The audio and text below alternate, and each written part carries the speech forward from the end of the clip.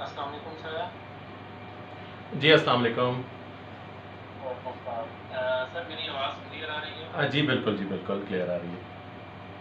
जी sir, आपको भी खुशामदीद और बाकी जितने भी हमारे मेंबर्स हैं जिन्होंने ये लेक्चर ज्वाइन किया है उन सबको स्पेस एंड ग्रुप के प्लेटफॉर्म पर खुशामदीद। और जैसा कि आप सब जानते हैं कि प्रोफेसर सैयद मोहम्मद बाक़िर साहब का जो लेक्चर है कायनात की तख्लीक और इर्तिका के हवाले से ये लेक्चर सीरीज़ पिछले 2 हफ्तों से शुरू है, 3 हफ्तों से, और आज इसका चौथा लेक्चर है।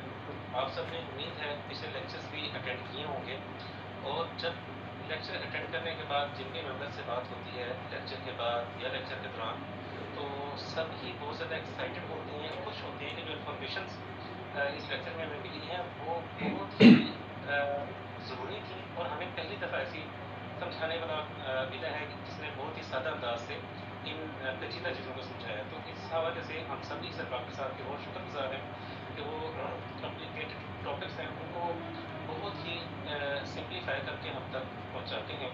तो आप सब सर के जो बाकी लेक्चर्स हैं उनको भी लाजमी अटेंड करें, और स्पेसेस ग्रुप के प्लेटफॉर्म पर सर बाक़िर साहब से क्वेश्चन भी कर सकते हैं, व्हाट्सएप पे भी, और जो हमारा फेसबुक ग्रुप है वहाँ पे। उसके अलावा सर बाक़िर साहब की अपनी वेबसाइट है, वहाँ से भी आप सब तक पहुँच सकते हैं। तो मज़ीद वक्त लिए बगैर मैं सर से गुजारिश करता हूँ कि जो आज का लेक्चर है सर वो शुरू करें प्लीज़। Thank you. बहुत शुक्रिया वाह भाई, बहुत शुक्रिया, थैंक यू वेरी मच जी। कोशिश होती है कि चीज़ों को सिंप्लीफाई किया जाए और सब सुनने वाले जो हैं उन तक बात को पहुंचाया जाए। बाकी ये है कि कुछ चीज़ें ऐसी हैं, अब उनको एक हद तक आप सिंप्लीफाई कर सकते हैं। उन चीज़ों में कुछ इनहेरिटेड डिफ़िकल्टीज़ होती हैं। इनहेरिटेड डिफ़िकल्टीज़ का मतलब है कि वो चीज़ें कुछ अपने अंदर कुछ मुश्किलात रखती हैं। उसके लिए आपको फिर थोड़ा सा खुद अपना जो माइंड है उसको थोड़ा शार्प करना पड़ता है। तो कुछ उसमें मेहनत हमारी होती है, बाकी सारी आपकी अपनी मेहनत होती है, क्योंकि मैं हमेशा क्रेडिट लिसनर्स को देता हूँ और स्टूडेंट्स को देता हूँ कि एक हद तक मैंने सिंप्लीफाई करना है, बाकी आगे आपने उस चीज़ को समझने की कोशिश करनी है। जहाँ से सिलसिला मुनक़ता हुआ था जी वहीं से हम स्टार्ट करते हैं जी। लेक्चर हमारा जो था वो यहाँ आकर रुका है कि यूनिवर्स की जो क्रिएशन की जो हम बात कर रहे हैं उसमें जो एपॉक्स हैं, एपॉक्स का मतलब है जो टाइम पीरियड्स हैं जिसमें क्या हुआ फिर क्या हुआ फिर क्या हुआ, वो सब मैंने आपको एक्सप्लेन किया। और अभी जनाब हम आ गए हैं एक ऐसे एपॉक पे, एक ऐसे दौर पे हम आ गए हैं जिसको हम कहते हैं जी गैलेक्सी एपॉक। यहाँ से आज हमारी डिस्कशन स्टार्ट होगी। अगर आपने वो पूरा बोर्ड जो मैंने यहाँ पर लिखा था अगर आपको वो याद है तो 10 तक हम लिख चुके हैं, अभी हम 11वें सेगमेंट पे हम चले गए, 11th पार्ट पे हम चले गए। And this is called Galaxy epoch. नाम से जाहिर है इसका क्या मतलब है। गैलेक्सी एपॉक का मतलब है ये वो टाइम है आफ्टर द बिग बैंग, ये वो टाइम है कि जहां पर गैलेक्सीज बनना शुरू हुई हैं। इसका मतलब ये है कि मैटर इस काबिल हो गया कि गैलेक्सीज की फॉर्मेशन हो सके। प्रोटॉन्स बन गए, न्यूट्रॉन्स बन गए, इलेक्ट्रॉन्स बन गए और एटम्स बन गए। बहुत बेसिक एटम्स जो हैं वो बन गए, और सबसे बेसिक एटम वो आप जानते हैं हाइड्रोजन है। हाइड्रोजन और हीलियम ये बहुत बेसिक एलिमेंट्स हैं, बहुत बेसिक एटम्स हैं, ये फॉर्म हो गए। और उसके बाद स्टार्स की फॉर्मेशन शुरू हुई और गैलेक्सीज जो है उनकी फॉर्मेशन स्टार्ट हुई है। ये कब है जनाब, ये तकरीबन 100 million years after the big bang. 100 million years after big bang. साथ साथ यहाँ पर हम लिखते भी जा रहे हैं। मेरी तो ख्वाहिश ये रही है हमेशा से, मैंने शुरू के लेक्चर्स में काफ़ी ये जुमला भी कहा था कि जब भी आप लेक्चर्स में आएँ तो कॉपी पेंसिल जो है वो लेकर आएँ, ताकि ये सारी बातें आप नोट कर लें। इसको फिर आप सर्च करेंगे तो आपको फिर एक से एक चीज़ मिलेगी, वो फिर नेक्स्ट लेक्चर में आपको हेल्प करेगी और आप मुझसे सवाल भी कर सकते हैं। तो आई डोंट नो कि हाउ मैनी पीपल जो मुझे सुन रहे हैं किन किन किन के पास कॉपी पेन जो है वो मौजूद है। अच्छा जी, ये जो गैलेक्सी एपॉक है जी, ये इंशाल्लाह जी आपके क्वेश्चंस हम लेंगे आफ्टर 35 मिनट्स, राइट। उस वक्त सारे क्वेश्चंस इंशाल्लाह लेंगे। गैलेक्सी एपॉक, गैलेक्सीज बनना शुरू हुई हैं और उसके बाद यकीनन गैलेक्सीज जो हैं उनके अंदर स्टार्स की फॉर्मेशन शुरू हुई है। और ये वो इरा है कि जिसके बाद से आज तक गैलेक्सीज के अंदर स्टार्स बन रहे हैं। गैलेक्सीज तो तकरीबन बन चुकी हैं और कुछ गैलेक्सीज जो हैं बल्कि यूँ कहना चाहिए गैलेक्सी की जो फॉर्मेशन है वो तो एज अ ओवरऑल स्ट्रक्चर तो कंप्लीट हो गई है, लेकिन उसके अंदर स्टार फॉर्मेशन जो है वो कंप्लीट नहीं हुई है, वो अभी भी हो रही है। इवन हमारी मिल्की वे गैलेक्सी जो है उसके अंदर भी स्टार फॉर्मेशन अभी भी चल रही है, कंप्लीट स्टार्स नहीं बने। आप ये नहीं कह सकते इस गैलेक्सीज जो है उनकी फॉर्मेशन अंदर ही अंदर कंप्लीट हो गई है, ऐसा नहीं है। अच्छा, अब थोड़ा सा जी वापस हम चलते हैं यूनिवर्स के ओवरऑल स्ट्रक्चर पे। तो बस मेरी एक ही डिमांड है कि जी तवज्जो रखें, ज़रा सुने मैं क्या कह रहा हूँ। पूरी यूनिवर्स जो है अब उसकी क्रिएशन हो गई, गैलेक्सीज बन गई, and also keep in mind that the universe is expanding. ठीक है जी, यूनिवर्स फैलती चली जा रही है और ये जो फैलाव है, थोड़ी सी डिस्कशन में इस पर करने लगा हूँ। ये फैलाव यूनिवर्स की जो एक्सपेंशन है ये बिग बैंग के फौरन बाद शुरू हुई है और आज भी जारी हो सारी है। ये एक्सपेंशन बेसिकली यूनिवर्स के स्पेस और टाइम में है। अब इस बात को थोड़ा सा समझाना है, फिर मैं बात को आगे लेके चलूंगा। यानी यूनिवर्स में गैलेक्सीज के दरमियान डिस्टेंस इंक्रीज नहीं हो रहा। जुमला सुनना मेरा, यानी अगर एक गैलेक्सी इस जगह पर है, एक गैलेक्सी इस जगह पर है, एक गैलेक्सी इस जगह पर है, आप ये देख रहे हैं कि मैंने ये सारी गैलेक्सीज जो हैं ये इनकी ये शक्लें इस वाइट बोर्ड के ऊपर प्लॉट की हैं। सो ऑल दीज गैलेक्सीज, ठीक है। अच्छा, इनके दरमियान जो डिस्टेंसेस हैं गैलेक्सीज के दरमियान वो चेंज नहीं हो रहे, वो आज भी चेंज नहीं हो रहे, ठीक है। हो क्या रहा है, ये देखें गैलेक्सीज के बीच में जो फासले हैं वो जैसे के जैसे थे वैसे के वैसे। अब अगर ये बोर्ड जो है इसको मैं पकड़ के स्ट्रेच करना शुरू कर दूं, फर्ज कर लें कि बोर्ड किसी रबर का बना हुआ है, and I start stretching the board, तो आपका क्या ख्याल है कि उसके ऊपर ये जो डायग्राम बना हुआ है, ये भी तो, इसमें जो गैलेक्सीज नजर आ रही है वो भी तो एक दूसरे से दूर जाना शुरू हो जाएंगी। लिहाजा यूनिवर्स की जो एक्सपेंशन है ये एक्चुअली ऑब्जेक्ट्स का एक दूसरे से दूर जाना नहीं है, ऑब्जेक्ट्स एक दूसरे से दूर नहीं हट रहे। This is inherited natural expansion of space as well as time, ठीक है। स्पेस और टाइम ये यूं समझ लें कि ये दोनों चीजें एक दूसरे के साथ मिक्स्ड हैं, ठीक है। ये एक ही फैब्रिक को हम कहते हैं स्पेस और टाइम। ये बात जो है, मेरी बड़ी ख्वाहिश है आप इस बात को समझें, ठीक है। मैं एक दफा रिपीट करता हूं, मेरी बात को सुने तवज्जो से। स्पेस और टाइम एक्सपैंड हो रहा है, इसका क्या मतलब हुआ कि स्पेस और टाइम एक ऐसा समझ लें कि बोर्ड है कि जिसके ऊपर जो भी लिखा होगा वो एक दूसरे से दूर जाएगा। सो यूनिवर्स जब क्रिएट हुई है तो वहां से दो चीजें क्रिएट हुई हैं, इनको मिक्स नहीं करना आपस में, दो अलग अलग चीजें। एक यूनिवर्स की क्रिएशन में स्पेस और टाइम क्रिएट हुए, यानी जगह पैदा हुई है, जगह, और उस जगह के अंदर फिर एनर्जी पैदा हुई है, वो एनर्जी मैटर में कन्वर्ट हुई है, ठीक है। ये दो चीजें यूनिवर्स ने पैदा की हैं, एक स्पेस और टाइम को पैदा किए जो कि एक्सपैंड हो रहा है, और उसके अंदर मैटर है, एनर्जी है जो मैटर में कन्वर्ट हुई है। इसका मतलब यह हुआ कि मैटर एक दूसरे से दूर जाने की कोशिश में नहीं है।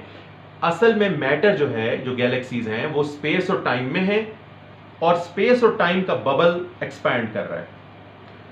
और ये इनहेरिटेड प्रॉपर्टी गैलेक्सी यूनिवर्स की कि जी स्पेस एक्सपैंड कर रहा है। अगर आप इस जुमले को समझें तो इसका मतलब ये होगा कि इवन ये जो स्पेस है इन बिटवीन माई हैंड्स, ये this region, this space, it is also expanding, right. Everywhere the space and the place is expanding.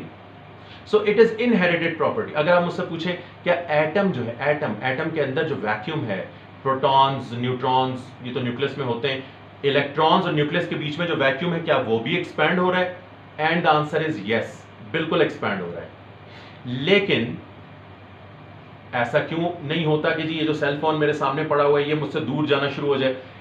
Expansion हो रही है स्पेस में, हर जगह हो रही है, लेकिन कहीं कहीं सिस्टम्स अपनी ग्रेविटी या किसी और फोर्स की वजह से बाउंड हैं, इस वजह से वो एक दूसरे से दूर जाते हुए नजर नहीं आते हैं।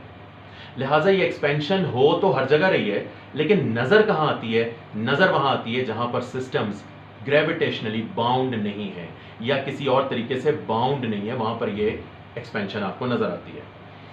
सोलर सिस्टम में नज़र क्यों नहीं आती? क्यों प्लैनेट्स अपने ऑर्बिट्स में सन के गिर्द घूम रहे हैं, दूर क्यों नहीं जाते? क्योंकि ये बाउंड सिस्टम है।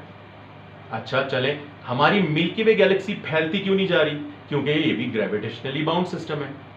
लिहाजा गैलेक्सीज के क्लस्टर्स या गैलेक्सीज ये बाउंड सिस्टम्स हैं, इनके अंदर एक्सपेंशन को ग्रेविटी काउंटर करती है, इस वजह से ये फैलते हुए नजर नहीं आते। लेकिन जहां कोई सिस्टम बाउंड नहीं होता, दूर दूर होते हैं ऑब्जेक्ट्स एक दूसरे से, वहां ये यूनिवर्स की जनरल एक्सपेंशन आपको नजर आती है। So that is why the whole universe is expanding, actually the space is expanding, and with that time जो उसके साथ कनेक्टेड है वो भी एक्सपैंड कर। अच्छा, स्पेस टाइम एक्सपैंड कर रहा है, इसका क्या मतलब है? ये थोड़ी सी मुश्किल टर्म है, इसको इंशाल्लाह बाद में कभी एक्सप्लेन करेंगे। फिलहाल बस आप ये ज़हन में रखें कि स्पेस जो है वो एक्सपैंड करता चला जा रहा है और स्पेस में जितनी भी गैलेक्सीज हैं वो भी मजबूरन उनको भी एक दूसरे से दूर जाना पड़ रहा है। चलें जी, अगर तो ये बात मैंने आपको समझाई तो फिर हम बात को थोड़ा सा आगे लेके चलते हैं। सो 1933 में, अब हम आ गए 1933, ये कौन सा एरा है कि जिसमें गैलेक्सीज भी आइडेंटिफाई हो चुकी हैं, यूनिवर्स की एक्सपेंशन भी डिस्कवर हो चुकी है, यानी जो बेसिक्स थी सारी वो हमारे पास आ चुकी हैं। 1933 में हमें एक और बात पता चली और ये बात काफ़ी ज़्यादा ख़तरनाक बात थी, और वो ये है कि यूनिवर्स में जो गैलेक्सीज हमें नज़र आती हैं और गैलेक्सीज के अंदर जो स्टार्स चमक रहे हैं, जो कुछ भी आपको नज़र आ रहा है उससे ज़्यादा मैटर है यूनिवर्स में। यूनिवर्स बहुत हैवी है, उसके अंदर मैटर बहुत ज़्यादा है, नज़र बहुत कम आता है। और ये इंडिकेशन कैसे मिली मैं आपको एक्सप्लेन करता हूं थोड़ी देर में। यूं समझ लें कि जैसे यूनिवर्स जितना ग्रेविटेशनली असर शो करती है उतना मैटर नजर नहीं आता, क्योंकि ग्रेविटी कौन पैदा करता है? मैटर। ग्रेविटी ज्यादा पैदा हो रही है, मैटर कम है, तो इसका क्या मतलब हुआ? नतीजा क्या निकाला आपने? नतीजा ये निकाला कि मैटर किसी ऐसी शक्ल में है जो ग्रेविटी तो पैदा कर रहे हैं, नजर नहीं आ रहा, और इसको एक नाम दिया गया, और वो नाम अक्सर लोग हम में से जानते हैं, इसको नाम दिया गया dark matter. So what is this dark matter? मैंने इसकी डेफिनेशन आपको बता दी। डार्क मैटर क्या चीज है कि जो ग्रेविटी कॉज करता है, ठीक है, ग्रेविटी पैदा करता है लेकिन खुद से नजर नहीं आता, इसको कहते हैं डार्क मैटर।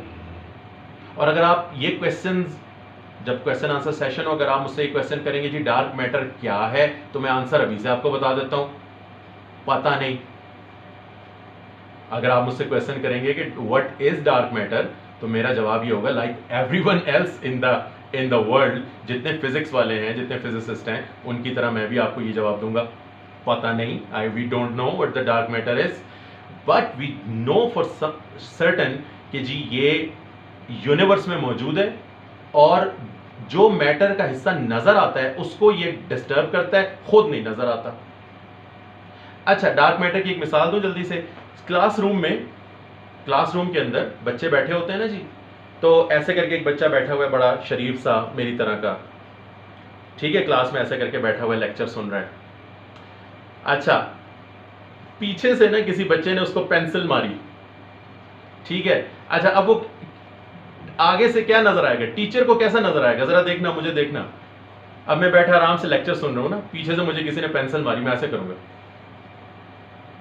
ठीक है। अच्छा, अब मेरी मूवमेंट तो आपको नजर आ गई, और ये भी टीचर ने गेस कर लिया कि किसी ने इसको पेंसिल पीछे से मारी। किसने मारी है? अब वो एक एक से खड़े हो गए, तुमने मारी है, तुमने मारी है, तुमने मारी है, नहीं जी पता नहीं, नहीं सर मैंने तो नहीं किया, मैंने तो नहीं किया। सो डार्क मैटर वही स्टूडेंट है जो नजर आने वाले मैटर को तंग कर रहा है, और साथ हम पूछ रहे हैं, ओए तुमने किया है? नहीं सर मैंने नहीं किया। तुमने किया है? नहीं सर मैंने नहीं किया। तो किसने किया है? पता नहीं किसने किया है। So what is dark matter we don't really know, but इसकी कंफर्मेशन कैसे हुई, थोड़ी सी जी मुझे एक इक्वेशन का सहारा लेना पड़ेगा, मेरी मजबूरी है। मैं आपको वो इक्वेशन जरा एक मरतबा यहां लिख के समझा दूं, फिर मैं आई होप कि मैं आपको डार्क मैटर समझा पाऊंगा। फर्ज कर लें जी हमारे पास यहां सेंटर में एक ऑब्जेक्ट है और ये सेंटर में कौन सा ऑब्जेक्ट है, मान लें कि सन है। बस इस एग्जांपल को देखना, सन के गिर्द mercury is the first planet obviously. अच्छा, ये जो मैं लॉजिक बता रहा हूं ये सिर्फ सन के लिए नहीं है, ये हर ऑब्जेक्ट के लिए जिसके गिर्द कुछ ना कुछ घूम रहा है। इवन अर्थ के गिर्द जो आर्टिफिशियल सैटेलाइट्स घूम रहे हैं उनके लिए भी ये लॉजिक वैलिड है जो मैं आपको बता रहा हूं। So this is the second orbit, obviously we know it is Venus, the first orbit is of Mercury. Third place पर हम सब जानते हैं, और जो नहीं जानते हैं वो बहुत अच्छे हैं कि थर्ड प्लेस पर अर्थ है, ठीक है, सन के गिर्द तीसरे नंबर पे अर्थ, प्लैनेट अर्थ रिवॉल्व कर रही है। जो मैंने क्या कहा, जो नहीं जानते वो बहुत ज़्यादा अच्छे हैं, जो जानते हैं वो कम अच्छे हैं, जो नहीं जानते वो ज़्यादा अच्छे हैं, क्योंकि जानना आसान है, ना जानना मुश्किल है। सो जो नहीं जानते, हैट्स ऑफ, बड़ी अच्छी बात है। ओके, नंबर 4 पे obviously we have Mars and then we have other planets of the solar system. हर एक planet एक certain orbital velocity के साथ सन के गिर्द घूम रहा है, और वो orbital velocity जो है वो क्या है, ठीक है जी, मैं यहाँ पर लिख देता हूँ मरकरी की orbital velocity। What is this orbital velocity? अगर ये velocity जो है ये मरकरी के पास ना होती तो वो ऑर्बिट ना करता, सन के अंदर जाके गिर जाता, ठीक है। तकरीबन अगर थोड़ी बहुत वैल्यू ऊपर नीचे हो जाए जी माजरत, सो 45 किलोमीटर पर सेकेंड में भी शायद मैंने सही लिखा है। वीनस तकरीबन 35 किलोमीटर पर second, earth is I am very much sure is 30 kilometres पर सेकेंड, और मार्स तकरीबन 25 किलोमीटर्स पर सेकेंड। ये जो ऑर्बिटल वेलोसिटी की वैल्यूज हैं ये डिमांडेड वैल्यूज होती हैं। डिमांडेड का मतलब है सन की डिमांड है। ऑर्बिटल वेलोसिटी सन के गिर्द घूमने की किसी भी जगह पर कितनी होनी चाहिए, उसके लिए ये फॉर्मूला है। This is the formula for orbital velocity, मैं यहां लिखता हूं जी। So orbital velocity is equal to under the root capital G m, this is the mass of the sun. ये जो सिंबल आप देख रहे हैं, ऐसे एक दायरा सा लगा के मैंने दरमियान में डॉट लगाया, ये सन को रिप्रेजेंट करने का सिंबल है, divided by r, and what is this r, ये सन से प्लैनेट का डिस्टेंस है, ठीक है। So this r is the distance of the planet from the sun, this m और उसके साथ ये जो निशान है ये सन का मास है, कैपिटल G ये यूनिवर्सल ग्रेविटेशनल कांस्टेंट है, and we all know its value is 6.673 10 raised to the power -11। तो इसका मतलब ये हुआ कि मरकरी जितने ऑर्बिट पर या वीनस जितने फासले पर है वहां पर ऑर्बिटल वेलोसिटी मेरी मर्जी से नहीं होगी, वो सन की मर्जी से होगी, सन के मास की वजह से होगी, सन की ग्रेविटी की वजह से होगी। ये बात आप समझेंगे तो डार्क मैटर समझ में आएगा, तवज्जो रखना। सो अगर मैं सन से अर्थ जितने फासले पर हूं तो मुझे लाजमी 30 किलोमीटर पर सेकेंड पे सन के गिर्द घूमना है, नहीं तो मैं ऑलमोस्ट सर्कुलर ऑर्बिट नहीं बना सकूंगा। सो ऑर्बिटल वेलोसिटी किस पर डिपेंड कर रही है, सन के मास पर और सन से डिस्टेंस पर, राइट, मेरी चॉइस पे नहीं है, सन का मास और सन से डिस्टेंस। अब मैं आपसे एक सवाल करने लगा हूं कि अगर सन के मास को देखते हुए आपने सन का मास कैलकुलेट किया, we have methods to calculate mass of the sun, sun का आपने मास कैलकुलेट किया, okay, this much is the sun's mass, हम सन से इतने फासले पर हैं, ओके, फासला भी आपने मालूम किया, ऑर्बिटल वेलोसिटी कितनी होनी चाहिए अर्थ की, 30 किलोमीटर पर सेकेंड, ओके, लेकिन अगर अर्थ की ऑर्बिटल वेलोसिटी होती 30 से ज्यादा, लाइक 35 किलोमीटर पर सेकेंड, तो ये किस चीज की इंडिकेशन होती, ये पता है आपको किस बात की इंडिकेशन होती, इसका मतलब ये होता कि जी जितनी ऑर्बिटल वेलोसिटी होनी चाहिए सन के मास के लिहाज से और सन से डिस्टेंस के लिहाज से, जितनी ऑर्बिटल वेलोसिटी होनी चाहिए, अर्थ की अगर ऑर्बिटल वेलोसिटी उससे थोड़ी ज्यादा मिलती है आपको, तो ये इस बात की इंडिकेशन होती है कि सन की ग्रेविटी जहां अर्थ है वहां स्ट्रॉन्गर है। इसका मतलब ये हुआ कि आपने सन के मास को ठीक कैलकुलेट नहीं किया। यानी जितना सन आपको नजर आ रहा है, जो आपने सन का मास कैलकुलेट किया है उससे हट के कुछ और मास भी है सन के अंदर, आपने उसकी ग्रेविटी को ठीक कैलकुलेट नहीं किया। So the problem here is in the mass of the sun, क्योंकि डिस्टेंस तो कंफर्म है कि डिस्टेंस कितना है। सो अगर ऑर्बिटल वेलोसिटी जितना सन नजर आ रहा है, जितना उसका मास नजर आ रहा है, उसकी जो डिमांड है ऑर्बिटल वेलोसिटी की, अगर ऑब्जेक्ट की ऑर्बिटल वेलोसिटी उससे ज्यादा होगी तो इसका मतलब यह है कि सन जितना मास आप समझते हैं उससे ज्यादा मास सन के अंदर मौजूद है। सो अगर ये बात मैं पहुंचा पाया हूं तो मैं जल्दी से आ गया गैलेक्सीज के ऊपर। गैलेक्सी का स्ट्रक्चर हम सब जानते हैं जी। गैलेक्सी में क्या होता है, we have a centre of the galaxy, और सेंटर ऑफ द गैलेक्सी के गिर्द ऑब्जेक्ट्स स्टार्स रिवॉल्व कर रहे हैं। ठीक है, तवज्जो रखना। सारे क्वेश्चंस बाद में जी, बाद में सारे क्वेश्चंस जमा कर लें, मुझे 10-15 मिनट और दे दें, फिर उसके बाद क्वेश्चंस। नाउ तवज्जो रखना जी, बस ये सारे स्टार्स जो गैलेक्सी के गिर्द घूम रहे हैं, गैलेक्सी के सेंटर के गिर्द घूम रहे हैं, इनकी ऑर्बिटल वेलोसिटी भी तो वैसे ही कैलकुलेट होगी ना जैसे अभी मैंने की है। सो अगर कोई स्टार इधर है, सेंटर ऑफ द गैलेक्सी से इस जगह पर है, तो उसकी ऑर्बिटल वेलोसिटी कितनी होनी चाहिए? इट डिपेंड्स कि इसके इस ऑब्जेक्ट के ऊपर कितना मास अफेक्ट कर रहा है, कितना मास जो है वो इसको ऑर्बिट में घुमाने की कोशिश कर रहा है। सो जितनी स्टार्स की ऑर्बिटल वेलोसिटी होनी चाहिए उससे ज्यादा है। If you are getting my point, जितनी ऑर्बिटल वेलोसिटी देखने से जितना मास नजर आता है गैलेक्सी में उससे ज्यादा है। इसका मतलब है स्टार्स अपनी डेजिग्नेटेड वेलोसिटी से तेज चल रहे हैं। इसका मतलब यह हुआ कि हमने गैलेक्सी के मास को ठीक तरीके से कैलकुलेट नहीं किया। Now I show you this graph, और I hope we are good at graphs. Graphs को रीड करना भी एक पूरी समझ लें कि साइंस है। आपको अच्छे तरीके से ग्राफ को रीड करना आना चाहिए, राइट? हमारे आजकल के जो बच्चे हैं, स्टूडेंट्स हैं, वो अक्सर ग्राफ रीड करने में भी प्रॉब्लम उनको होता है। मैं सारा दिन यही पढ़ा रहा होता हूँ, सारा दिन यही कर रहा होता हूँ, काफ़ी मुझे बुरा भी लगता है कि जी ग्राफ को रीड नहीं कर सकते हैं, समझ नहीं सकते हैं। चलें, ये अगर आप इस ग्राफ को देखें तो इस साइड पर ऑर्बिटल वेलोसिटी है और इस साइड पर सेंटर ऑफ द गैलेक्सी से डिस्टेंस है। अब आप ये देखें कि जैसे जैसे हम सेंटर ऑफ द गैलेक्सी से दूर जा रहे हैं, ऑर्बिटल वेलोसिटी को कम होना चाहिए, लेकिन ऑर्बिटल वेलोसिटी स्टार्स की इस तरह से है। इसका क्या मतलब हुआ? इसका मतलब यह हुआ कि बिल्कुल जो गैलेक्सी के एज पे स्टार्स हैं, बिल्कुल जो गैलेक्सी के इधर स्टार्स हैं, उनको बहुत स्लो घूमना चाहिए सेंटर के गिर्द, लेकिन वो बड़े तेज घूम रहे हैं। और इसकी रीजन ये है कि जितना गैलेक्सी में मास हमें नजर आ रहा है उससे ज्यादा मौजूद है। तो ये जो ज्यादा मास है जो नजर नहीं आ रहा, ये क्या चीज है? What is this? This is dark matter. ठीक है जी, ये वो डार्क मैटर है, गैलेक्सी के अंदर मौजूद है, गैलेक्सीज के बीच में मौजूद है, पूरी यूनिवर्स में मौजूद है। लेकिन तवज्जो से सुनना, लेकिन यूनिफॉर्मली डिस्ट्रीब्यूटेड नहीं है। ये जो डार्क मैटर है ये यूनिफॉर्मली डिस्ट्रीब्यूटेड नहीं है। बिल्कुल उसी तरह जैसे गैलेक्सी कहीं है तो गैलेक्सी कहीं नहीं है, इसी तरह डार्क मैटर जो है उसके भी क्लम्प्स हैं, कहीं है कहीं नहीं है, कहीं है कहीं नहीं है। बहरहाल गैलेक्सीज के अंदर तो है, इसमें तो कोई शक नहीं है। अब मसला यह है कि ये जो डार्क मैटर है जो अपनी ग्रेविटेशनल फोर्स तो दिखाता है लेकिन खुद नजर नहीं आता। अब इसमें दो पॉसिबिलिटीज हैं। दो पॉसिबिलिटीज क्या हैं? या तो ये ऑर्डिनरी मैटर है, ये जो ऑर्डिनरी मैटर है ना जी, जो जिससे हम सब चीजें बनी हुई हैं, जो हमें नजर आता है, इसको कहते हैं बेरियोनिक मैटर।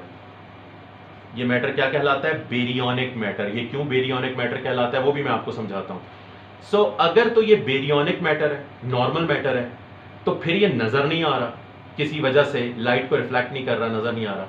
दूसरी पॉसिबिलिटी ये है कि ये जो डार्क मैटर है ये ऑल टुगेदर नए पार्टिकल से मिलकर बना हुआ है जो हमारे स्टैंडर्ड मॉडल में है ही नहीं। यानी डार्क मैटर किसी ऐसी चीज से मिलकर, किसी ऐसे पार्टिकल से मिलकर बना हुआ है जो डिस्कवर ही नहीं हुए आज तक। अगर तो ऐसा है तो फिर तो बस, फिर तो आप वेट करें कि जी वो नए पार्टिकल्स जो हैं वो डिस्कवर हों, ताकि आपको पता चले कि जी ये यूनिवर्स का इतना बड़ा हिस्सा जो है वो किस चीज़ से मिलके बना हुआ है। क्योंकि यूनिवर्स का ज़्यादा हिस्सा जो है वो डार्क मैटर है और कम हिस्सा जो है वो विजिबल मैटर है, जो बेरियोनिक मैटर है। अब जो ये मैंने वर्ड इस्तेमाल किया जी बेरियोनिक मैटर, इसको भी मैं थोड़ा सा एक्सप्लेन कर देता हूँ आपके सामने। एक यहाँ पर चार्ट आपके सामने मैं शो करता हूँ। अच्छा जी, ये वाला चार्ट ज़रा देख लें पहले। पार्टिकल्स जो हैं, if we just talk about particles, तो पार्टिकल्स को बेसिकली आप दो टाइप्स में डिवाइड कर सकते हैं।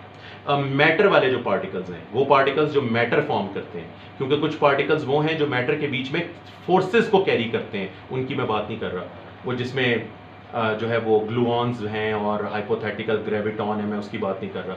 तवज्जो रखना जी, मैटर जो भी मैटर आपको नजर आता है वो दो किस्म के पार्टिकल्स से मिलकर बना हुआ है। एक को हम कहते हैं जी लेप्टॉन्स। रिमेंबर, ये वही पार्टिकल्स हैं जो बिग बैंग के 1 मिनट के अंदर अंदर बन गए थे, ये वही हैं। सो लेप्टॉन्स, और लेप्टॉन्स के आगे इसकी जो टाइप्स हैं वो भी यहाँ पे लिखी हुई है जी। इलेक्ट्रॉन है, म्यूऑन है और न्यूट्राइनो है। अच्छा, फिर दूसरी टाइप जो है उसको हम कहते हैं जी, आई होप कि आप देख सकते हैं, हेडरॉन्स। ये जो हेडरॉन्स हैं इसमें फर्दर दो टाइप्स हैं, एक को हम कहते हैं मीजॉन्स और एक को कहते हैं बेरियॉन्स। ये जो बेरियॉन्स हैं इन्हीं में न्यूट्रॉन्स और प्रोटॉन्स आते हैं। मैंने अभी थोड़ी देर पहले यही टर्म इस्तेमाल की, बेरियोनिक मैटर। इसका मतलब है जो कुछ भी आपको नजर आ रहा है मोस्टली वो बेरियोनिक मैटर है, क्योंकि everything is made up of protons and neutrons, plus उसमें इलेक्ट्रॉन्स अपना रोल प्ले कर रहे हैं। तो पूरी यूनिवर्स, जो विजिबल पार्ट है यूनिवर्स का, वो इस तरीके से बनी हुई है।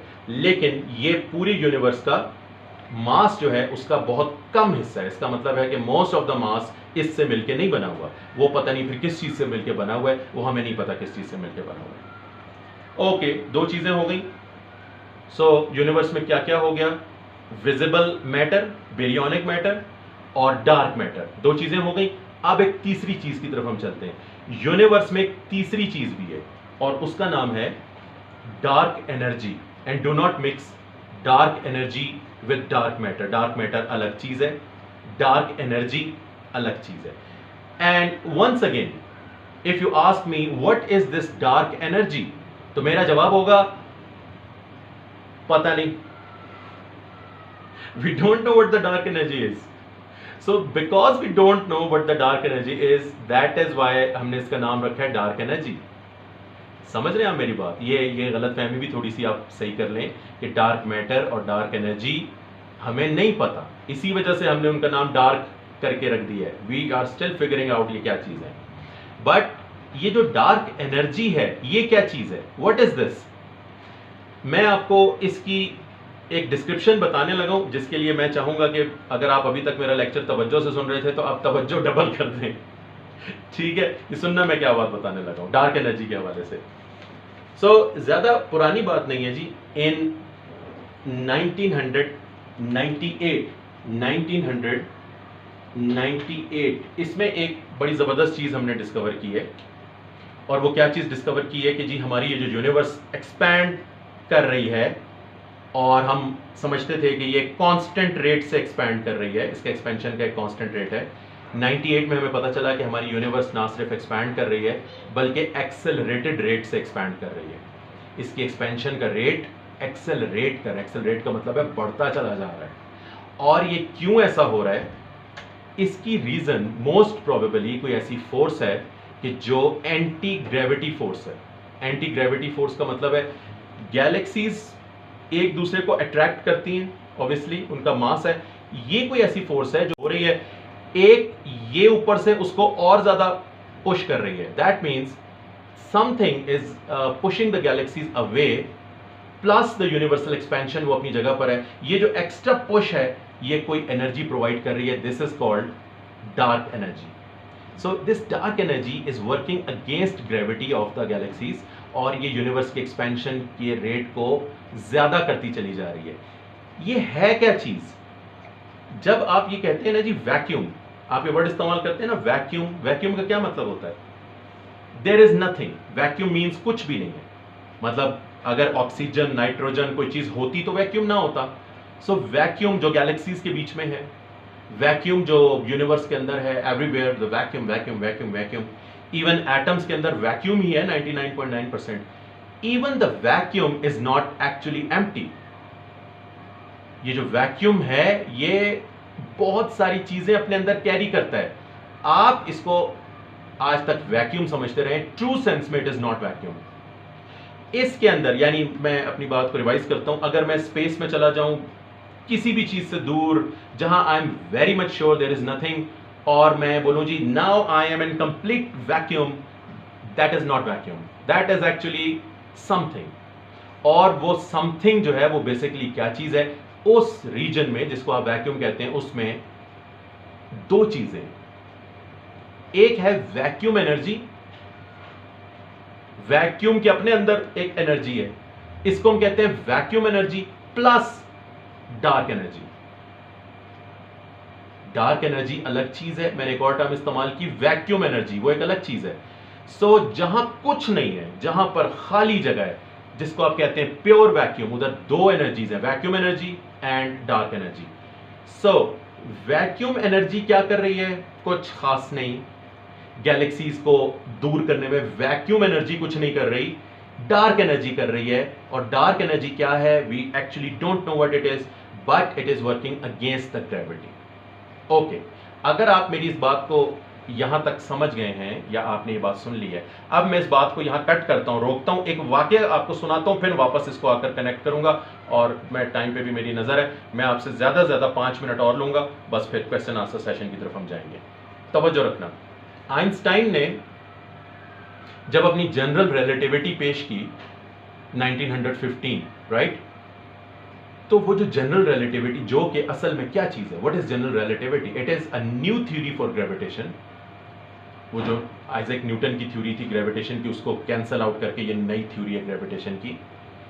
जब उसने थ्योरी पेश की तो इस थ्योरी के सॉल्यूशंस में, मैथमेटिकल सॉल्यूशंस में, विदाउट ऑब्जर्वेशन, थ्योरी के मैथमेटिकल सॉल्यूशन में प्रिडिक्ट हुआ, निकला कि यूनिवर्स इज एक्सपैंडिंग। यानी इससे पहले कि हम यूनिवर्स को एक्सपैंड होता देखते, आइंस्टाइन की थ्योरी ने खुद मैथमेटिकली प्रिडिक्ट कर दिया कि यूनिवर्स एक्सपैंड कर रही है। चूंकि आइंस्टाइन यहूदी था, आइंस्टाइन ज्यू था, यहूदी था, और ज्यूज के मजहब में यानी ज्यूइज्म में ये बात मौजूद है कि यूनिवर्स इज स्टैटिक, यूनिवर्स रुकी हुई है, फैल नहीं रही है, जबकि उसकी थ्योरी प्रिडिक्ट कर रही है the universe is expanding. And he was so much religious, I am talking about Einstein, he was so much religious. उसने पता क्या किया, उसने रिलीजन को सही प्रूफ, अपने रिलीजन को ठीक प्रूफ करने के लिए खामखा अपनी थ्योरी को चेंज किया और अपनी थ्योरी के अंदर एक फैक्टर घुसाया, जिस फैक्टर ने यूनिवर्स को स्टैटिक प्रूव किया। और उसने कहा कि जी ये फैक्टर जो है ये अगेंस्ट द ग्रेविटी काम करता है और ये यूनिवर्स को स्टैटिक करता है ये फैक्टर। क्या रीजन है इसके पीछे, क्यों है ये, बस कोई रीजन नहीं है, देयर इज नो रीजन। क्यों घुसाया उसने ये बीच में, बेसिकली वो मजहब को सच साबित करना चाहता था, क्योंकि उसका मजहब कहता था कि यूनिवर्स एक्सपैंड नहीं कर रही है, तो उसने अपने उस मजहब को सच साबित करने के लिए ये बीच में कांस्टेंट लगा दिया। And then he visited the observatory where Edwin Hubble showed Einstein that the universe is expanding. वैसे कैसी बात है ना, ये सारे लोग, the great people, they were just present in the world at one time. So 1929, 1928, 29, 30, Einstein visiting Hubble. Wow, that itself कितना amazing है ये अपने अंदर ही, ये कितनी कैसी बात है। आइंस्टाइन विजिटिंग हबल, और हबल ने उसको दिखाया कि आई जी मैं आपको दिखाऊं यूनिवर्स एक्सपैंड कर रही है, because all the galaxies are red shifted, सारी गैलेक्सीज हमसे दूर जा रही हैं, उनकी लाइट एक्सपैंड कर रही है। तो आइंस्टाइन ने वो कांस्टेंट विड्रॉ कर लिया अपनी थ्योरी में से और कहा कि मेरी जिंदगी की सबसे बड़ी मिस्टेक थी, it was the biggest blunder of my life. Einstein ने जुमला इस्तेमाल किया, आप इंटरनेट पर सर्च करें, ये मेरी कोई जाती मालूमात नहीं है कि मुझे ही पता है और किसी को नहीं पता, आप इसको सर्च कर सकते हैं। आइंस्टाइन ने कहा जी इस कांस्टेंट को ऐड करना, ठीक है जी, वो मेरा एक ब्लंडर था, ये मैंने गलत किया था। अच्छा, अब इस बहस को हम नहीं छेड़ते कि अगर उसने इस कांस्टेंट के थ्रू रिलीजन को प्रूव किया था, तो फिर जब ये निकाला, फिर रिलीजन का क्या, अब तो निकल गया ना कांस्टेंट, अब रिलीजन का क्या, रिलीजन कह रहा है यूनिवर्स स्टैटिक होनी चाहिए। इसकी थ्योरी कहती है कि एक्सपैंडेड यूनिवर्स है, और प्रूफ भी हमने कर लिया। तो खैर मैं उस रिलीजन पे बात नहीं करता कि रिलीजन ने अपने आप को कैसे फिर प्रूव या डिसप्रूव किया, लेकिन ये जो कांस्टेंट है ये आइंस्टाइन ने बिला वजह शामिल किया, फिर निकाल दिया। वापस आते हैं हमारी उस बात पे जहां से मैंने कट किया था। क्या इसी तरह का कोई कांस्टेंट अब डार्क एनर्जी को रिप्रेजेंट कर रहा है? मतलब कोई ऐसी चीज जो ग्रेविटी के अगेंस्ट काम कर रही है, और गैलेक्सीज अगर एक दूसरे को खींचने की कोशिश करती भी हैं तो ये डार्क एनर्जी उनको फर्दर अपार्ट करती है। So that means we need some kind of factor in the equations जो यूनिवर्स की एक्सेलरेशन को प्रूव कर सके और ये बता सके कि यूनिवर्स इज एक्सपैंडिंग। उसकी ये रीजन है। So this is the dark energy and it works like this and it is accelerating the universe, expansion of the universe. So summarize कर लें, यूनिवर्स में क्या क्या चीजें मौजूद हैं। यूनिवर्स के अंदर मैटर मौजूद है जो नजर आता है, और एनर्जी वो वाली मौजूद है जो नजर आती है। मैटर और एनर्जी यानी लाइट और ये सारी चीजें जो नजर आती हैं, ये दोनों मैंने एक ही कैटेगरी में डाल दी, मास और एनर्जी जो नजर आती है, ये एक चीज हो गई। और क्या है यूनिवर्स में? Dark matter. और क्या है यूनिवर्स में? Dark energy. सो पूरी यूनिवर्स में तीन चीजें हैं, और अगर आप डार्क एनर्जी और डार्क मैटर को दोस्त बना लें तो ये यूनिवर्स के 90% से ज्यादा के जिम्मेदार हैं। आपकी यूनिवर्स का जो टोटल कंटेंट है उसमें 90% से ज्यादा डार्क मैटर और डार्क एनर्जी अपना रोल प्ले कर रही है, और बहुत कम लाइक 5-8-7% विजिबल यूनिवर्स है जो आपको गैलेक्सीज और चीज़ों की शक्ल में नज़र आ रही है। इसका मतलब ये हुआ कि जी हम अभी, ऑल्दो हमने बड़ी तरक्की की है जी, सब कुछ हुआ है, लेकिन अभी भी हम डिस्कवरीज के हवाले से बिल्कुल, मैं ये समझता हूँ कि हम इनिशियल स्टेजेस पे, मैं इसको इनिशियल स्टेज समझता हूँ। दो जगहों से हमें बड़ी होप है जो हमें नेचर के बारे में बता सकती हैं। एक है एस्ट्रोफिजिक्स। एस्ट्रोफिजिक्स हमें नेचर के बारे में कैसे बताएगी? बिकॉज जितने एनर्जेटिक इवेंट्स स्पेस में होते हैं उतने ज़मीन पे नहीं होते। So keep an I on space, black holes and neutron stars and everything, कि वहाँ से हमें क्या पता चलता है about the nature of the nature की नेचर का पता चलना है वहाँ से हमें। और एक वो मशीन जो ज़मीन पर आपने स्विट्ज़रलैंड में बनाई हुई है, LHC, ठीक है ना जी, ये मशीन का नाम पता है? आप सबको पता होगा, और नहीं पता तो एक दफ़ा दोबारा मैं आपको बता देता हूँ। ये स्विट्ज़रलैंड वही जगह जहाँ आप नज़ारे देखने जाते हैं, ठीक है, बड़ा घूमने फिरने के लिए लोग स्विट्ज़रलैंड जाते हैं। वैसे अगर कोई स्विट्ज़रलैंड जाने का प्रोग्राम बना रहा है तो सस्ते में नारायण चले जाए, नारायण ज़्यादा अच्छा है। खैर, ये वही स्विट्ज़रलैंड है जी जहाँ पर ये मशीन है, और इसका नाम है LHC, लार्ज हेडरॉन कोलाइडर। हेडरॉन्स आप समझ गए ना जी, हेडरॉन्स क्या है? तो हेडरॉन, लार्ज हेडरॉन कोलाइडर, ये वो मशीन है कि जो आज तक की लार्जेस्ट एक्सपेरिमेंटल मशीन है। इतनी बड़ी कोई मशीन नहीं बनी, गोल सी मशीन है, इसमें पार्टिकल्स एक्सेलरेट करते हैं और टकराते हैं। कभी मौका मिलेगा तो इन सारी बातों को भी बयान करेंगे आपके सामने। तो LHC जो है, इधर से हमें उम्मीद है कि ये हमें बताएगा जी डार्क मैटर किस चीज़ से मिलकर बना हुआ है, और डार्क एनर्जी जो है वो किस चीज़ से मिलकर बनी हुई है, ये हमें उम्मीद है LHC से। और दूसरी उम्मीद हमें एस्ट्रोफिजिक्स से है। तो दोनों जगहों पे हमने नज़र लगाई हुई है, और देखते हैं कि ये दोनों चीज़ें जो हैं डार्क मैटर और डार्क एनर्जी, इसकी क्या नेचर हमारे सामने आती है कमिंग डेज में। इस वक्त टाइम ख़त्म हो गया, वरना मैं आपको बताऊं कि LHC जो है, लार्ज हेडरॉन कोलाइडर, जहां पर हम पार्टिकल्स को कोलाइड करते हैं और उसके अंदर से बेसिक पार्टिकल्स को निकालते हैं, वहां पर बड़ी ब्रेक थ्रूज मिली हैं हमें ये रिसेंट डेज में। एक महीने के अंदर अंदर बड़ी ब्रेक थ्रूज मिली हैं, लेकिन किसी दिन वो सब जमा करके आपको समझाएंगे। बहरहाल बात यह है कि जी हम एक्सपेरिमेंटेशंस में लगे हुए हैं, और दुनिया में अगर फिज़िक्स और एस्ट्रोफिज़िक्स वालों को आप जमा करें तो दुनिया की पॉपुलेशन का बहुत कम परसेंटेज बनता है। So only these people are concerned कि कायनात कैसे बनी है और क्यों बनी है। बाकी दुनिया तो मज़े कर रही है, घूम फिर रही है, उनको इस बात से कोई गर्ज नहीं है कि जी कुछ कायनात में है भी कि नहीं। वो ख़ुद भी कैसे बने हैं, उनको इस बात से भी कोई गर्ज नहीं है। तो कैसी ज़बरदस्त बात है जी, ठीक है। तो बहरहाल जी क्या है जी, वो शायर क्या कहते हैं, मुझे ये शेर व शायरी वगैरह से कोई ख़ास नहीं है लगाओ, लेकिन मैं वो जुमला याद करने की कोशिश करूँ कि सारे जहां का दर्द हमारे जिगर में है। तो पूरी कायनात को हमने डिस्कवर करना है, बाकी किसी को कोई नहीं। वो सामने वाला जो है उसने अपनी गाड़ी धोनी है, इसने सिर्फ स्कूल जाना है, इसने दुकान पे बैठना है। सारे जहां का दर्द हमारे जिगर में है, हमने पता करना है। ये जो चंद लोग हैं, ये जो आप लोग जो हैं और जो हम हैं, चंद लोग हैं, ये पागल, इनको पता करना है कि जी क्या है यूनिवर्स में, बस हम ही रह गए, बाकी तो पूरी दुनिया मज़े कर रही है, या शायद हम मज़े कर रहे हैं, राइट। चलिए जी, आई स्टॉप हियर। और आपने कोई जो बात पूछनी है जी पूछें। सॉरी अगर मैं थोड़ा लंबा ले गया हूँ। Thank you very much. जी सर, बहुत शुक्रिया, बहुत इंटरेस्टिंग लेक्चर था। और आगे में जो जिगर पे आपने इतना ज़्यादा बोझ डाल दिया उससे तो बहुत ज़्यादा इंटरेस्टिंग हो गया, बहुत ज़्यादा इंटरेस्टिंग माशाल्लाह। बहुत सबको ही बहुत मज़ा आया आपका लेक्चर सुन के। थैंक यू वेरी और मच। यकीन करें कि आपके हर लेक्चर के बाद यही तासरात होते हैं, मेरे तो स्पेशली होते हैं।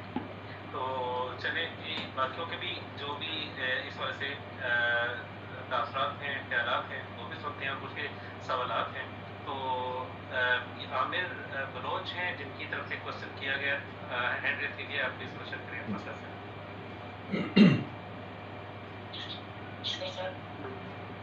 जी अस्सलाम वालेकुम। जी अस्सलाम वालेकुम। सर मैं आपका लेक्चर में बहुत मैं सोसाइटी का लेक्चर स्टार्ट करता हूँ। एक्स्ट्रा सन बना था, उसके बाद जुपिटर बना था, फिर अर्थ प्लैनेट्स बने थे। तो अर्थ आग का गोला था। तो अर्थ जब आग का गोला था, जब वो ठंडा हुआ तो उसमें पानी कैसे आया? क्योंकि जो ऑक्सीजन चाहिए होती है वाटर के लिए, वो होती है सिग्नल हो, लेकिन जो हमें चाहिए होती है वो O2 होती है सर। प्लीज। अच्छा, थोड़ी आवाज़ आपकी कट रही थी, जहाँ तक मैं समझ पाया हूँ आप ये पूछ रहे हैं कि जी अर्थ पे पानी कैसे आया, that is the main question. Yes sir. इसके बारे में भी दो थ्योरीज हैं जी, और दोनों पे वर्क हो रहा है। एक थ्योरी ये है कि जी प्लैनेट अर्थ जब फॉर्म हुआ है, obviously with all the solar system objects, तो प्लैनेट अर्थ के अपने ही ऊपर कुछ ऐसे केमिकल रिएक्शंस हुए हैं कि जिससे पानी बना है। एक ये थ्योरी है कि पानी को प्लैनेट ने खुद क्रिएट किया है। और दूसरी थ्योरी ये है कि जी अर्थ के ऊपर पानी जो है वो कॉमेट्स की देन है, यानी सोलर सिस्टम में जो कॉमेट्स मौजूद हैं, और आज भी आपको पता है कि कॉमेट्स में पानी बहुत ज़्यादा होता है। इवन एक कॉमेट इतना पानी लेकर आता है कि जो आपके बहुत सारे दरियाओं को भर दे। तो इसका मतलब ये है कि अर्थ के ऊपर पानी मोस्ट प्रोबेबली ये पॉसिबल है कि कॉमेट्स ने प्रोवाइड किया हो। अब ये दो थ्योरीज हैं, लेकिन हम 100% श्योर दोनों के बारे में नहीं है कि कैसे अर्थ के ऊपर पानी आया, क्योंकि सिर्फ अर्थ पे पानी नहीं है, पानी जो है वो मार्स के ऊपर भी बहुत ज़्यादा था और अभी भी है, फ्रोजन फॉर्म में है, बल्कि लिक्विड फॉर्म में भी है। तो इसका मतलब ये है कि पानी कोई रेयर इवेंट नहीं है, ये सोलर सिस्टम में कॉमन एक इवेंट है। और बाकी प्लैनेट्स पे भी पानी आया, लेकिन उन्होंने लूज़ कर दिया कहीं और, उसको डिस्पोज ऑफ कर दिया। हमारे पास अभी भी मौजूद है। तो जो भी प्रोसेस होगा वो पूरे सोलर सिस्टम के साथ हुआ होगा जो पानी को लेकर आया है। तो इससे ज़्यादा जो प्रूफ मिलता है, जो ये ज़्यादा सबूत जा रहा है जिसके हक में, वो कॉमेट्स हैं कि कॉमेट्स की जो बम्बार्टमेंट है वो पूरे सोलर सिस्टम के ऑब्जेक्ट्स पे हुई और पानी डिलीवर हुआ। मोस्ट प्रोबेबली ऐसे ही हुआ होगा।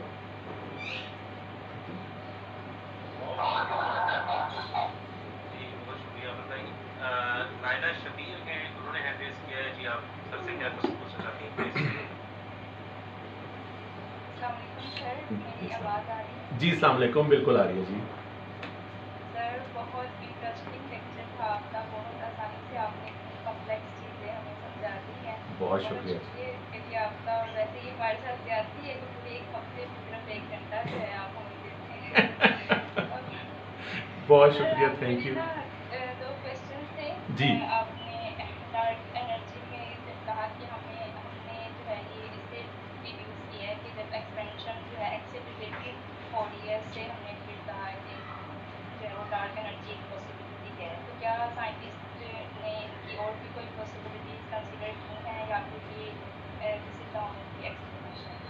और दूसरा जी जी जी दूसरा क्वेश्चन ये था कि आपने जैसे कहा कि हम जिसे एब्सोल्यूट मैथमेटिक्स कहते हैं उसमें वैक्यूम एनर्जी और डार्क एनर्जी दोनों होती हैं। तो ये जो क्वांटम फ्लक्चुएशंस और एनर्जी से मैटर फॉर्म होता है, ये वैक्यूम एनर्जी से होता है? बिल्कुल अच्छा, दूसरा सवाल आपने जो किया उसका आंसर मैं पहले दे देता हूँ। वैक्यूम में जो एनर्जी है that also can create matter, because matter energy से क्रिएट होता है। तो क्वांटम थ्योरी ये कहती है कि जी वैक्यूम एनर्जी मैटर में कन्वर्ट होती रहती है, मैटर में कन्वर्ट होती है फिर एनर्जी में कन्वर्ट होती है, यानी वैक्यूम के अंदर ही पार्टिकल्स बनते भी हैं और ख़त्म भी हो जाते हैं हमें बताए बगैर, ये हो रहा है। So that is happening inside the vacuum, बिल्कुल जी ऐसा होता है। और पहला सवाल आपने जो किया वो ये है कि जी डार्क एनर्जी जो है ये हर जगह मौजूद है, बिकॉज डार्क मैटर और डार्क एनर्जी ये किसी गैलेक्सी या किसी और चीज़ की कोई स्पेसिफिक प्रॉपर्टी नहीं है, ये यूनिवर्स की जनरल प्रॉपर्टी है। So even I must be containing dark matter, I must be containing dark energy, लेकिन वो इतनी उसका इफेक्ट इतना कम है कि वो यूनिवर्सल स्केल पे नजर आता है, बाकी है मौजूद हर जगह। यानी हो सकता है कि आप हो नहीं सकता, अगर तो ये सारी चीज़ें दुरुस्त है तो 100% ये जो कुछ आपको नजर आ रहा है, जितना इस सब चीज़ों में विजिबल मैटर है उतना ही डार्क मैटर और डार्क एनर्जी हर चीज़ में है, लेकिन उसका असर जो है वो सिर्फ यूनिवर्सल स्केल पे नजर आ सकता है, जहां पर बड़ी बड़ी चीजें चलती हैं, मूव करती हैं, वहां पर हम इसका असर देख सकते हैं। But when proven and if proven तो हमें पता चल जाएगा कि ये हर चीज का हिस्सा है, ये एक कॉमन चीज है या एक यूनिवर्सल चीज है।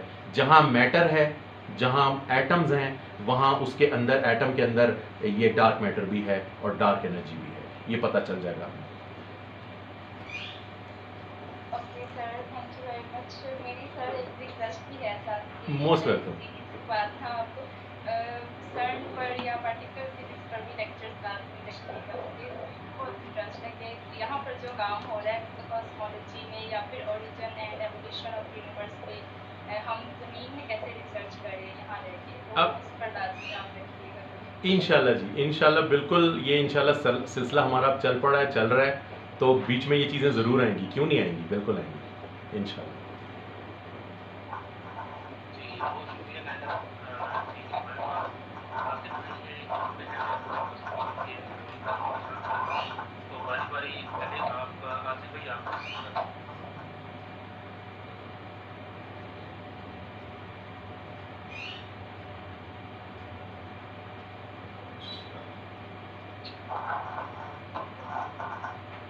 आसिफ भाई अगर आपको आवाज आ रही है तो आप एक क्वेश्चन करें।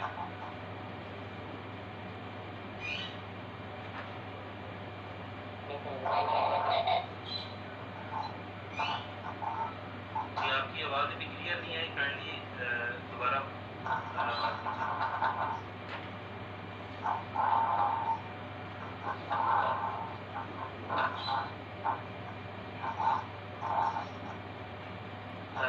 जी जब तक अरिशान भाई आप पहले क्वेश्चन कर लें, इसके बाद आसिफ भाई आप दोबारा कर दीजिएगा प्लीज।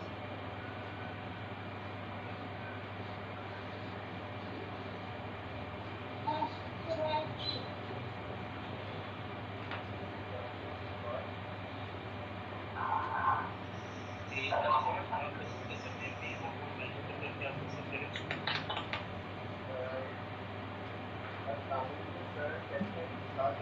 जी अस्सलाम वालेकुम जी, थैंक यू, बहुत शुक्रिया।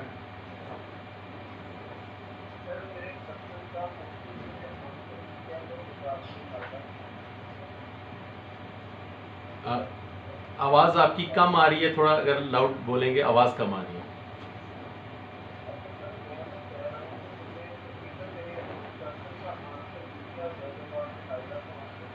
Okay okay okay.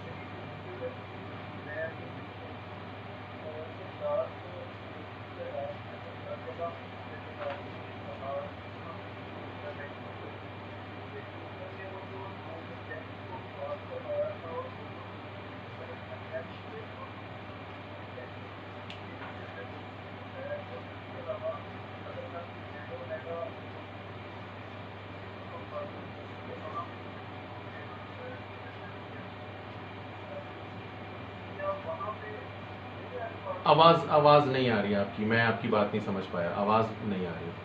Close mic close करके अगर बात करेंगे तो शायद आ जाए।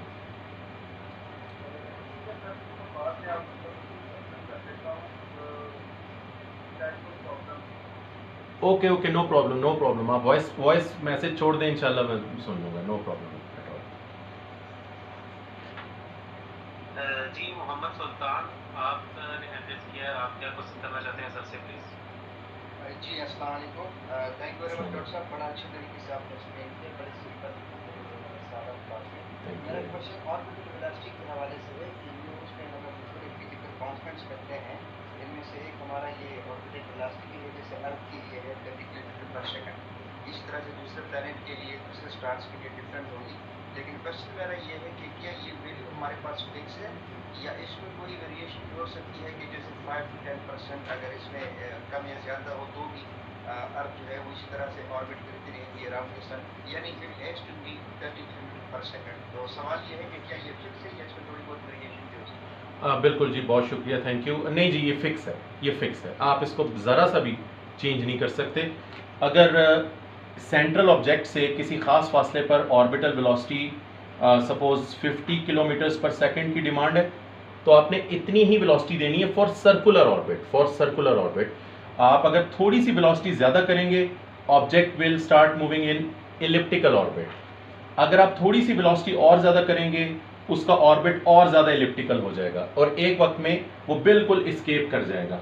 लिहाजा सर्कुलर ऑर्बिट जो है उसके लिए फिक्स वैल्यू है, लेकिन अगर थोड़ी सी आप बढ़ाएंगे वैल्यू तो ऑर्बिट फिर भी वो करेगा, लेकिन सर्कल में नहीं करेगा, वो फिर इलिप्टिकल ऑर्बिट बनाना शुरू कर देता है। तो ये कह सकते हैं आप कि जी इतना मार्जिन आपके पास है कि आप उस वैल्यू को थोड़ा भी इंक्रीज करेंगे तो ऑब्जेक्ट ऑर्बिट फिर भी करेगा, बस सर्कल से हट जाएगा। ये है, कम करने की बिल्कुल गुंजाइश नहीं है। जरा सा आपने ऑर्बिटल वेलोसिटी को कम किया, बस फिर वो स्पाइरल करेगा और आके क्रैश हो जाएगा। कम करने का मार्जिन नहीं है, जो वैल्यू है उससे थोड़ा ज्यादा करेंगे तो फिर भी वो ऑर्बिट करेगा। Thank you very much sir. Thank you, thank you.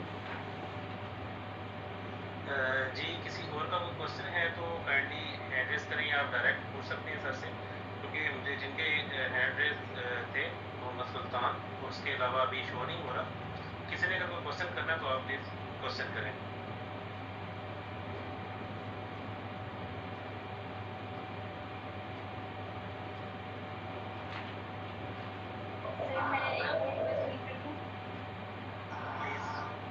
Sir dark energy को अभी यहाँ हमने जो है वो डिटेक्ट नहीं कर किया या ऑब्जर्व नहीं किया। जिस तरह न्यूट्रिनोज को हमने किया है, लाइक पहले हमने उसको उसकी प्रेडिक्शन की थी कि डिस्क्रिपेंसी देखकर अपनी मैथमेटिकल इक्वेशन में, तो फिर उनकी प्रॉपर्टीज़ को देखकर जो है वो डिवाइसेस बनी और अब हम उनको प्रॉपर जो है वो ऑब्जर्व भी करते हैं।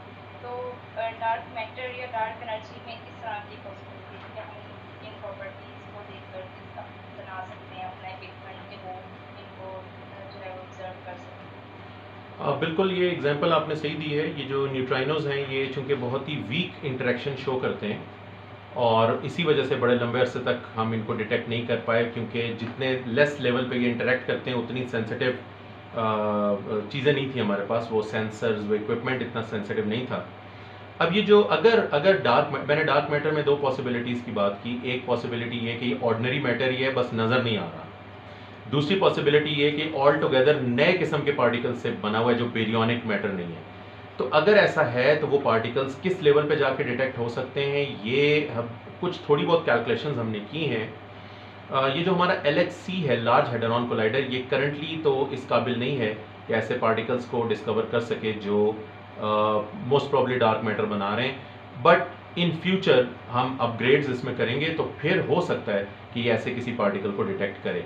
सो ये यूँ समझ लें कि डार्क मैटर किसी इस तरह के पार्टिकल्स पर मुश्तमिल हो सकता है, जैसे कि ग्रेविटॉन्स हैं, तो वो भी हमें आज तक नहीं मिले हैं। तो बस उसी तरह के कोई ये भी पार्टिकल्स हैं जिनको हम विम्प्स कहते हैं, WIMPS, weekly interacting massive particles, विम्प्स। तो अगर कोई इस किस्म के पार्टिकल्स हैं जो हमारा LHC फिलहाल नहीं कर सकता, तो ऑब्वियसली वी नीड अपग्रेडेशन, क्योंकि अपग्रेडेशन हमने की है। अब जो आपने न्यूट्रिनोज की बात की तो उसके लिए हमने अंडरग्राउंड लैब्स बनाई, क्लियर वाटर उसमें फिल किया, फिर कहीं जाके न्यूट्रिनोज हमें मिले। तो विम्प्स के लिए भी कुछ ना कुछ ऐसा अपग्रेड हमें करना पड़ेगा, फिर कहीं जाकर ये हमें मिलेंगे। कितना अपग्रेड करना पड़ेगा, वी हैव सर्टेन आइडियाज़ कि जी इतना इतना अपग्रेड करना पड़ेगा। तो लेट्स सी कि वो हम करते हैं, कब तक करते हैं, फिर पॉसिबिलिटी है कि हम इसको फाइंड करें। Okay sir, thank you so much. Thank you, thank you.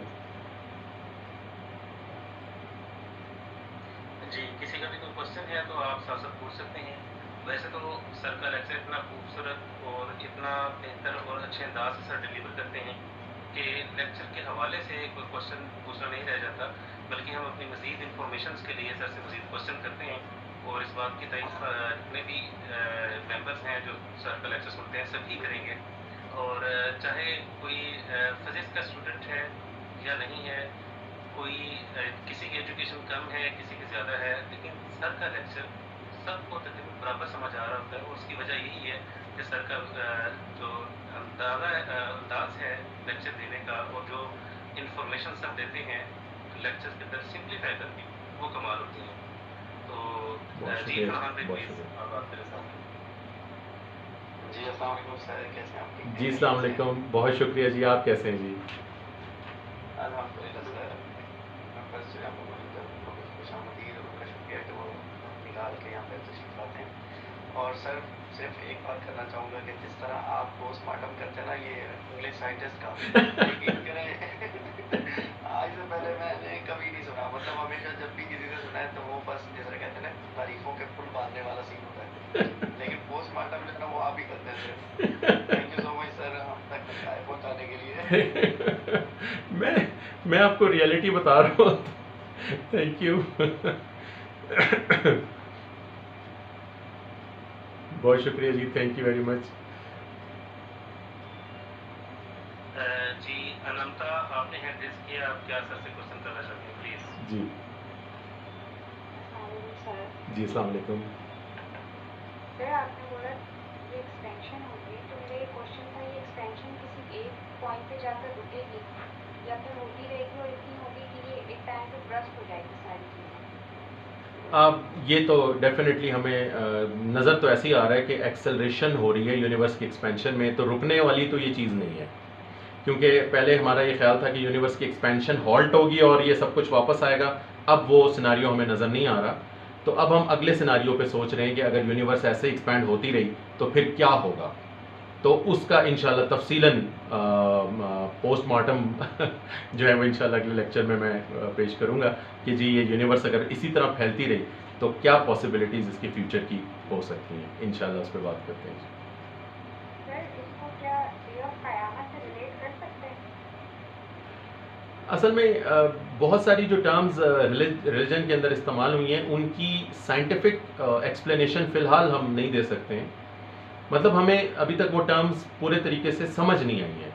अब होता क्या है कि जब भी कोई नई डिस्कवरी होती है तो हम उसको रिलेट करने की कोशिश करते हैं कि जी या यही वो है जिसका रिलीजन में जिक्र हुआ है। अच्छा जब अगली डिस्कवरी होती है हम कहते हैं नहीं पहले नहीं ये वो चीज़ है। तो हम नहीं कह सकते कि यहाँ क़यामत से मुराद कोई लोकल इवेंट है या कोई यूनिवर्सल इवेंट है, ये हम नहीं कह सकते। क्योंकि क़यामत कुरान में जो क़यामत के हवाले से बात की गई है उसमें कहा गया सितारे ख़त्म कर दिए जाएंगे। तो सितारों का ताल्लुक तो गैलेक्सी के साथ है। इसका मतलब है पूरी यूनिवर्स चलती रहेगी, हमारी गैलेक्सी ख़त्म हो जाएगी, शायद एंड्रोमेडा आकर हिट करेगी हमें, may be that is called क़यामत। या सन इतना जब सन डेड होगा तो शायद वो हमारे लिए क़यामत है। वी आर नॉट श्योर कि क़यामत क्या यूनिवर्सल इवेंट है या लोकल इवेंट है, हमें इसके बारे में कंफर्मेशन नहीं है। तो वी डोंट नो कि किस चीज़ को क़यामत कहा गया है। थैंक यू जी सर डॉक्टर मेमूना है, उनका क्वेश्चन है कि what is the rate of expansion of universe? Hubble's constant इसको कहते हैं जी। हबल्स कांस्टेंट ये है कि अच्छा ये रेट का जो सवाल है ये दो तरीके से इसको आंसर किया जा सकता है, दो तीन तरीके से आंसर किया जा सकता है। एक तरीका ये है कि मैं आपको ये बता दूं कि हर वो गैलेक्सी जो 1 मेगा पारसेक दूर है वो आपसे 70 किलोमीटर पर सेकंड की रफ्तार से दूर जा रही है। अच्छा अगर ये बात ज़रा मुश्किल है तो फिर यूँ समझ लें कि यूनिवर्स का जो साइज़ है वो यूँ समझ लें कि हर एक सर्टन टाइम के बाद डबल हो जाएगा। अच्छा वो सर्टन टाइम कितना है उससे आपको ये पता चल सकता है, वो टाइम मिलियंस ऑफ ईयर्स में है, वो कोई आजकल में नहीं है। So in few millions of years universe अपने आप को डबल करती चली जा रही है। तो ये इस तरीके से आप इसको समझ सकते हैं। So it is not that much कि जो आपको आज या कल में पता चल, माई पॉइंट वॉज कि आज या कल में आपको नहीं पता चल सकता कि यूनिवर्स कितनी एक्सपैंड कर गई है, but in few millions of years जितना साइज यूनिवर्स का है वो डबल हो जाएगा। ये वो इस तरह से हम इसको एक्सप्लेन करते हैं। अच्छा सर, मेरा एक छोटा सा क्वेश्चन या कमेंट समझ लें इसको। जी ये सर। एडमिन से है मेरा कि आपके ये जो लेक्चर्स हैं ये अगर ऑफलाइन हमें देखने हो, हमें चाहिए हो या कहीं पर हमने पेश करने हो, तो क्या इसकी वीडियोस हमें मिल सकती हैं, कहीं से डाउनलोड कर सकते हैं इसको? जी वहाब भाई। जी फिलहाल तो जो सर के लेक्चर्स हैं वो ऑनलाइन इसलिए रखे गए हैं कि ये ऑफलाइन अभी अवेलेबल नहीं है, लेकिन इन नियर फ्यूचर हम जो अपना यूट्यूब चैनल बना रहे हैं स्पेशल ग्रुप की तरफ से, उसमें सर के लेक्चर्स जो हैं वो अपलोड किए जाएंगे। लेकिन वो किस तरह से अपलोड किए जाएंगे, उनकी एपिसोड्स किस तरह से बनेगी, कौन से लेक्चर्स पहले आएंगे, तो ये भी प्लान का हिस्सा है, लेकिन इसमें भी कुछ टाइम लगेगा। तो फिलहाल जो सर के लेक्चर्स हैं वो ऑफलाइन अवेलेबल नहीं है। इसकी कुछ वजूहत हैं कि हमारी फ्रिक्वेंसी